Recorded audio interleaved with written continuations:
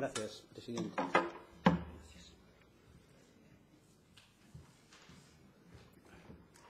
Señorías, después de escuchar a todos los grupos, yo creo que nadie puede negar la importancia que han tenido y tienen todos los mercados, tanto locales como comarcales, en la vida, no ya solo de las zonas rurales, sino también de los núcleos urbanos. Estamos muy cerca de una zona donde es una tradición la existencia de un mercado, ¿no? Sin embargo, es cierto que a la propia iniciativa le aplican mucha literatura para finalmente llegar a pedir que el Gobierno haga un plan. Y confunden el enfoque, porque ya lo comentó, creo, de una manera muy correcta el portavoz del Grupo Popular. Entremezclan varias cosas, entremezclan venta directa con la promoción de los mercados, entremezclan un asunto que luego les aclararé que no tiene nada que ver, porque creo que confunden lo que es venta directa con lo que es la venta de proximidad. Pero mira, ya lo comentaron, la propia ley del 2010 de Comercio Interior regula la venta en los mercados fijos y ocasionales, correspondiendo a los ayuntamientos, a través de sus ordenanzas, determinar muchos aspectos que regulan esos mercados. Emplazamiento, fechas, horarios, número de puestos, productos que pueden ofrecer a la venta, régimen de funcionamiento, tasas. Y no sé si realmente con una iniciativa como esta lo que pretenden es eliminar estas competencias. Nosotros no. Nosotros no estamos de acuerdo con quitarles las competencias a los ayuntamientos. No sé si les preguntaron a ellos si están de acuerdo en que por parte de la comunidad autónoma asuma esas competencias y que quiere regular. Porque una cosa es colaborar y otra cosa es regular y limitar o quitar las competencias a los propios ayuntamientos.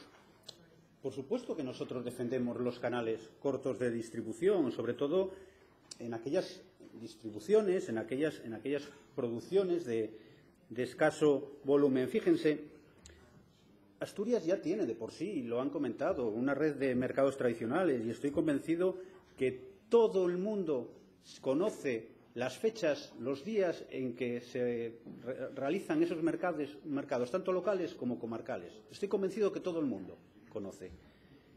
Es más, además siguen repitiendo continuamente, no solamente en iniciativas como esta, R con R, que no se facilita la venta de productos de proximidad por falta de regulación. Y le reitero, confunden venta directa con venta de proximidad. Fíjense, un productor, les voy a poner un ejemplo, un ganadero, cualquier productor puede vender uno de sus productos a Francia, a Galicia, y a lo mejor ni acercarse a un mercado. Eso es venta directa. Por eso le digo que lo entremezclan, porque luego en la propia iniciativa quieren un plan donde regule y que saque el Gobierno un proyecto de ley de venta directa, que lo hará, pero no tiene nada que ver con la venta de proximidad. Son conceptos totalmente distintos. Y es verdad y que el Gobierno tiene comprometido esa ley de calidad alimentaria, pero también no es menos cierto que la propia legislación básica ya existe. Y la próxima ley de calidad alimentaria regulará esa venta directa, no la de proximidad, porque también es cierto que existe ese decreto, yo creo que lo han mencionado aquí, el decreto 8 del 94, que regula la actividad artesana del Principado de Asturias. No regula la llamada artesanía alimentaria. ¿Tenemos que proteger los productos de calidad de proximidad? Por supuesto que sí. Yo creo que en eso estamos todos de acuerdo, que lo tenemos que hacer. No ya por ser sanos y saludables. Ustedes deberían de saber que sanos y saludables son todos, porque si no, no se podrían vender. No solamente los de proximidad, todos son sanos y saludables. En España creo que la legislación alimentaria es muy dispar, no es nada homogénea. Hay comunidades autónomas que tienen una legislación, otras tienen otra. Y la artesanía alimentaria lo que debe de alcanzar es un objetivo, debe ser una actividad de elaboración, de manipulación, de transformación de unos alimentos de acuerdo con unos requisitos que tienen que estar normalizados para garantizar un producto final, individualizado y con unas características diferenciadas, que ahí es lo que realmente el consumidor valora. Y esa normativa tiene que reconocer valores económicos, culturales y sociales.